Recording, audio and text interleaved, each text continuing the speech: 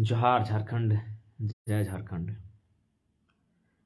झारखंड के विषय में कभी पढ़ते हैं, अध्ययन करते हैं झारखंड के लोगों के दर्द संघर्ष को, तो कभी कभी ऐसा लगता है आज़ाद भारत का एक ऐसा टुकड़ा है जहाँ के लोगों के साथ सदियों से दुर्व्यवहार हुआ है, नाइंसाफ़ी हुई है।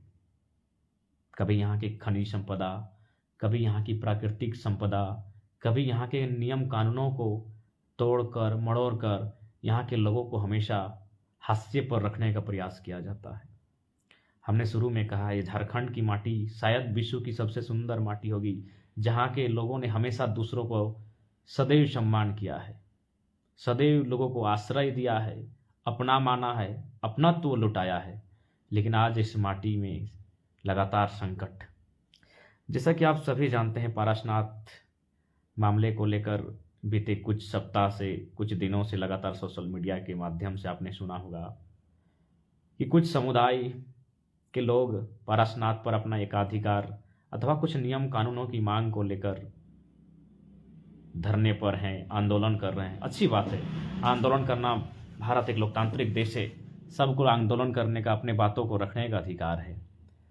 लेकिन वास्तविकता अगर आप देखें, दिल्ली में बैठे लोग, कि उन्हें आभास है कि जिस बात को वे लोग आंदोलन के माध्यम से मांग रहे हैं, क्या वह एक पक्षीय है या उसमें दोनों पक्षों की सुनी जानी चाहिए। बड़ा दुर्भाग्य लगता है जब माननीय गिरिडीह के सांसद भी अपने लेटर हेड में पूर्णतः एक ही समुदाय, एक ही दल के विचारों को, एक ही दल की मांगों का समर्थन करते हैं। वो एक पल भी सोचते तक नहीं है कि उन्हें दूसरा पहलू भी जानना चाहिए।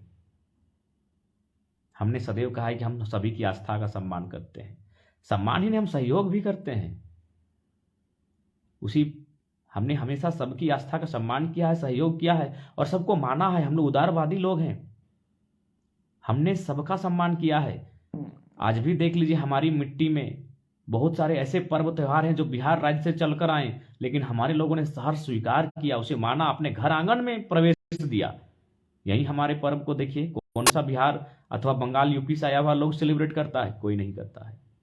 हम लोग सदैव सहिष्णु लोग रहे हैं, झारखंड के लोग।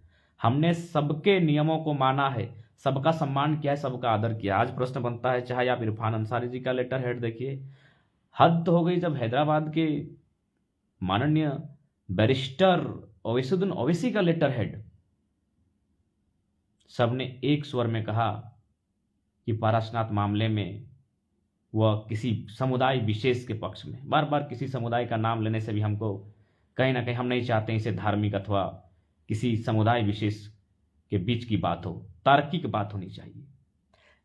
स्पष्ट, दिल्ली में जो भी कानून बने उस कानून को धरातल पर आकर सोचना चाहिए। पहली बात, उस लेटर को आप ध्यान से देखिए, उसमें लिखा है अनाधिकारित प्रवेश वर्जित, बीच का रास्ता, सामंजस्य की बात कही गई है।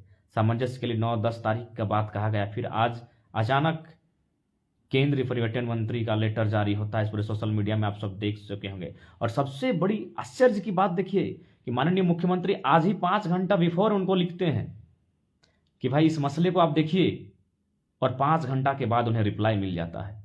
क्या इतना त्वरित कार्रवाई आप कभी देखे हैं? आज साल भर से झारखंड में आंदोलन हो रहा है, क्या किसी नेशनल न्यूज में जगह मिला है? 3 लाख 3.5 लाख लोग सड़कों पर आते हैं, कोई नेशनल न्यूज नहीं। हमें किसी से कोई सिकवा गिला नहीं है, लोकतंत्र का देश है। और इस लोकतंत्र के लोगों को अगर हमारी कब्र पर भी कुछ बनाने के लिए छूट मिल जाए तो उसमें हम क्या कर सकते हैं? लोकतांत्रिक देश है।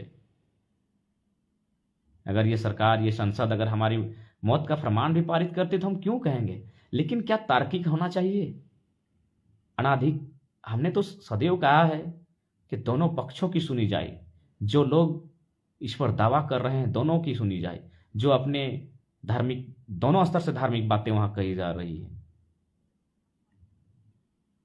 आप समझिए क्या कहा रहा है। पालतू पशुओं को लेकर प्रवेश नहीं, ट्रैफिकिंग की बात कही जा रही है। यानी आपके निमिया घाट, पावापुर, सिंगडी, उधर पाड़ेडी, नवाडी, पुरनाडी के जो पशु हैं, जो हमारे बैल बकरी हैं, अगर वे गलती से जंगलों में चले जाएंगे तो आप लाने के लिए नहीं जा सकते। आप लाने के लिए नहीं जा सकते हैं। क्या आपने कभी हमारी माओ बहनों को देखा है जो निमिया घाट क्षेत्र से, पीरटांड के क्षेत्र से अथवा तोपचांची के क्षेत्रों से चलकर जाती हैं, सर पर सूखी लकड़ियां लेकर अपने जलावन के लिए घर आती हैं? वो फटी साड़ी, वह दुबला कद, वह अंदर घुसी आंखें, वह कमजोर शरीर, वह बेबस लाचार चेहरा कुछ आभास नहीं कराता है कि किस प्रकार हम पहाड़ों पर आश्रित हैं? विनोद बाबू भी कहे थे, ये पहाड़ हमारा बेटा है। बेटा का मतलब ये हमें बहुत कुछ देता है। ये हमें जड़ी बूटी देता है, ये हमें जलावन के लिए लकड़ियाँ देता है, ये हमें पत्ता पाला देता है, कभी हम घोंग पत्ता तोड़कर लाते हैं, ये हमें केंद पियर भेलवा जैसे भोजन देता है। क्या कभी किसी ने बारीकी से देखा वहाँ हमारा प्रतिबंध, अनाधिकारित? यानी अब किस उद्देश्य के लिए वहाँ जा रहे हैं, क्या कहेंगे? यानी अब तो पहले तो पुरुष, अब अगर हमारी महिलाएं भी अगर वहाँ प्रवेश करती हैं जो सूखी लकड़ियों को बीनने के लिए, जिससे उनका चूल्हा का जलावन की लकड़ी काम आए, उन्हें अब नक्सलिनी कहा जाएगा।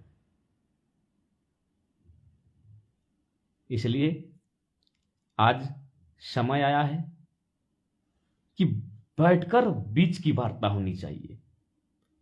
आप जी हाँ, किसी धर्म विशेष, समुदाय विशेष के वहाँ आस्था का अगर केंद्र है, तो यहाँ और किसी समुदाय विशेष की भी आस्था का केंद्र है, उनकी आस्था का सम्मान किया जाए। वो जिस रास्ते से प्रवेश करते हैं पहाड़ में, उस रास्ते को जो मादक पदार्थ हो, जो अन्य न कायदे कानून हो, जो उनके आस्था के हिसाब से उचित नहीं, उन्हें प्रतिबंध किया जाए। लेकिन अगर आप चारों तरफ, पारसनाथ के चारों तरफ से अगर ये कानून लेकर आते हैं, तो मुझे लगता है लोकतांत्रिक व्यवस्था में जो लोग कानून बना रहे हैं वे कहीं ना कहीं अंधे हैं, बहरे हैं, गूंगे हैं। पारसनाथ पहाड़ के चारों तरफ नहीं करने से भी मानते हैं, गिनती करते हैं। निमिया घाट के 2 पंचायत आएंगे, अनुमान कहते हैं, क्योंकि हमने गिना नहीं, 2 ही पंचायत को लेते हैं। निमिया घाट के आसपास 2 पंचायत, तोपचांची का पवापुर पंचायत को लेते हैं, पीरटांड का बांध मधुबन पंचायत लेते हैं, और एक हल्का सा तुयो पंचायत लेते हैं। कुल मिलाकर 8-9 पंचायत को ही मानते हैं। पारसनाथ की सीमा से 8-9 पंचायत को मानते हैं। एक पंचायत में अगर 5 ही गांव को गिनते हैं तो 8-9 यानी 9 5 45 यानी लगभग 50 गांव